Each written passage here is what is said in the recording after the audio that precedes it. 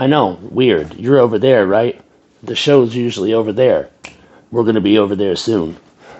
Go to the YouTube, We React 89, like and subscribe.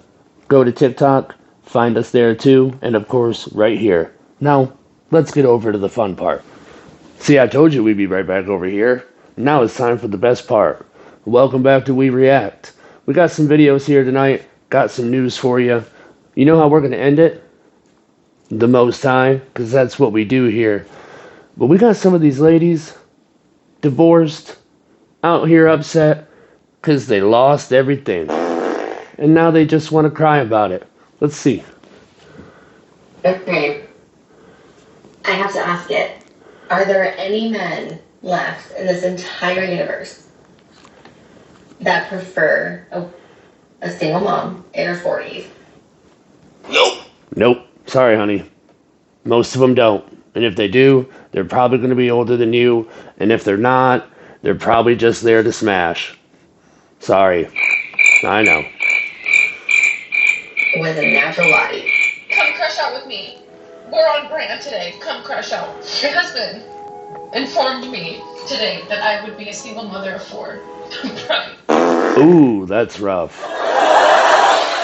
I guess she wasn't doing something right. Early this morning. So much for a Sunday reset. Resetting my whole fucking life. Is the rapture coming? The 23rd? Is that whatever? What is that? Well,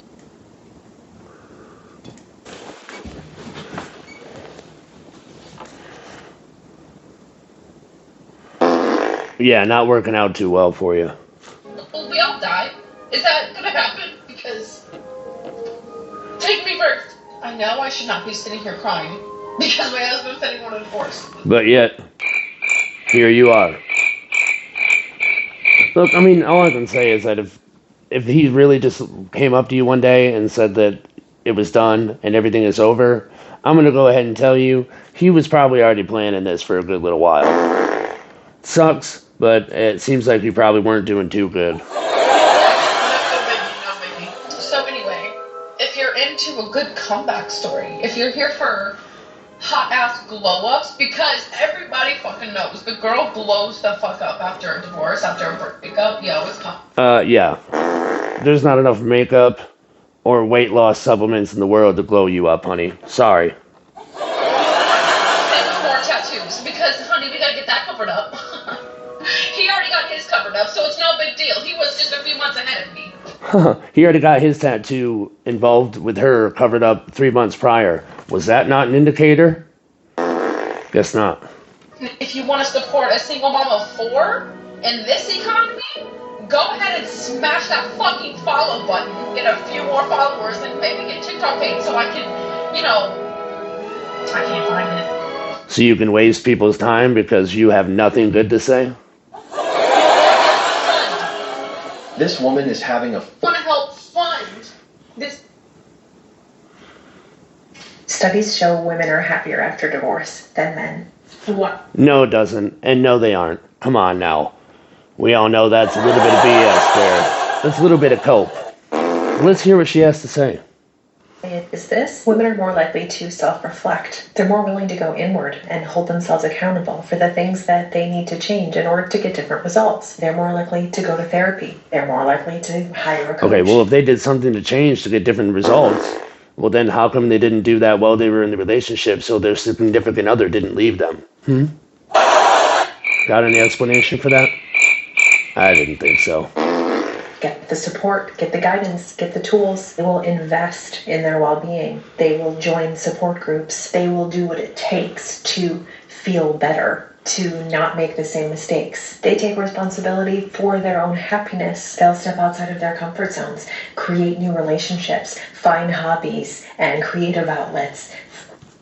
I can't even say enough how much you should have already been done doing this before. Men, predominantly, in a relationship, that's what they do. They have other interests. They have hobbies. They have things that occupy their time and stimulate their brain. I don't know why you weren't doing that from the beginning. Find fulfillment. Learn how to fill their own cup and meet their own needs and not rely on a partner. Women are also more inclined to practice self-care, like healthy eating and mindfulness practices and getting exercise, which then improves their... Okay, should have been doing it anyways. And men do the same thing. That's not only one side. I mean, both sides do it. Come on now. Well-being. Women are also less likely to turn to destructive behavior and unhealthy coping mechanisms, and their goal. Your destructive behavior is what ended the relationship.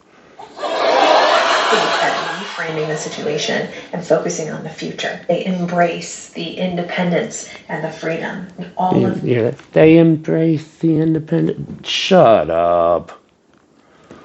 those things are what adds up to creating a healthy, happy, fulfilling, amazing future. She's never going to be fulfilled. I'm going to tell you right now, she is absolutely insatiable. I can just tell by looking at her.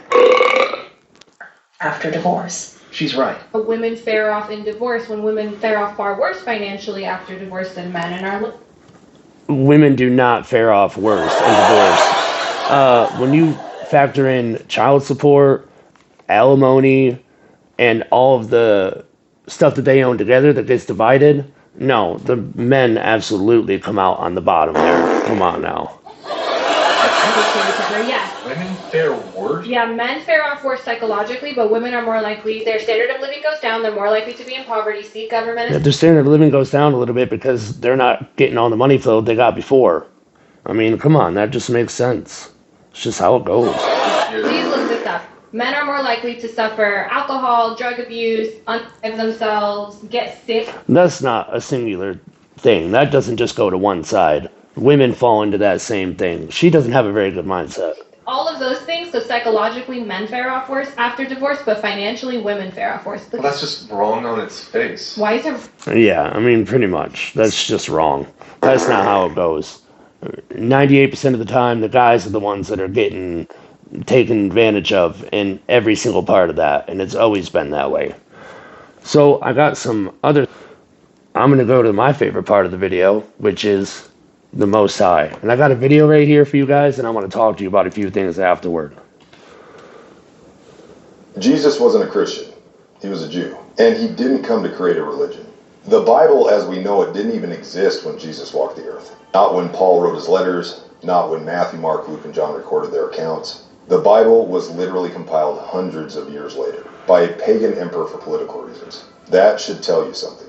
Now, does that mean we throw the Bible out? No, I love the Bible. I read the Bible every day. It's the most important book of my life. But it does mean we have to stop worshiping it like it's God and be honest with ourselves and start listening to the truth that is behind it. And if you doubt me, do your own research. The Bible was literally voted on by a bunch of politicians and bishops in a room deciding what made the cut and what didn't, out of mounds of text, centuries after the fact. That's like building your spiritual life around the minutes of a corporate board meeting. And Jesus never said, read my book, because the Bible didn't exist when Jesus was here. He said, follow me. His gospel was not about denominations, and it wasn't about brick and mortar churches. He was talking about the church in the heart of men, those in pursuit of the truth, not the dogmas of men. And it's important to note that God did not write a single page in the Bible. The words... And just because I'm going to take a second to cover a couple things before we finish the other part, that book has absolutely been in a million people's hands, and I don't think it diminishes the value of the message that comes out of it, but I think it's definitely should call into question what intentions certain people had when they wrote certain parts of that. So, and another thing that I really like to express to everybody, and I say this to every person, Jesus never once said that the church was a building. In fact, he said that all those structures would fall. The church is the people of God, the people of Christ, the people that are following God. That's what the church is. But let's go on. Through men, deeply flawed men, written, rewritten, translated, retranslated, filtered through kings, priests, and politicians, and then argued over by 45,000 different Christian denominations who all swear they're the ones who are right for 2,000 years until it made it into your hands. If that's not confusing, I don't know what is. Now, this is something that Christians do not want to address because it destroys the entire idea that the Bible is flawless and all you need is this book that mainstream Christianity has turned into something of an idol. And for further context, the Old Testament, God smiting people left and right, is not even the same personality as Jesus in the Gospels telling us to forgive our enemies. We're talking about two totally different characters. It's like trying to mix a Metallica concert with a Mr. Rogers Neighborhood Special and calling it one genre or religion. The God of the Old Testament is not the same God as the one that Paul wrote about in his letters, and neither are the same character as Jesus from the four Gospels. Jesus said something really interesting once. He said, "Be like little children." Kids do not need theological degrees.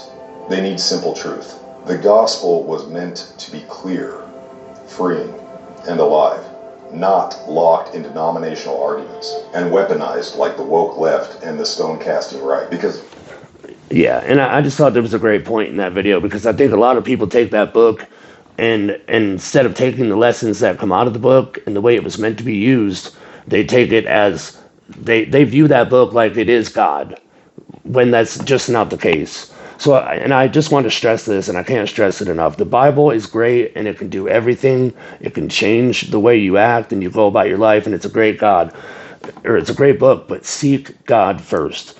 Once you seek God first, everything falls into line. There's a completion there, and a real sense of knowing and feeling what's coming down the road, because you know that God has already been there, it's already been handled, and it's always taken care of. And that's one of the beautiful things when you subscribe and you decide to follow the Most High.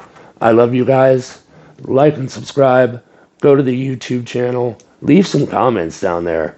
Tell me where you guys are from and how you doing. I love you guys, and I'll see you on the next one.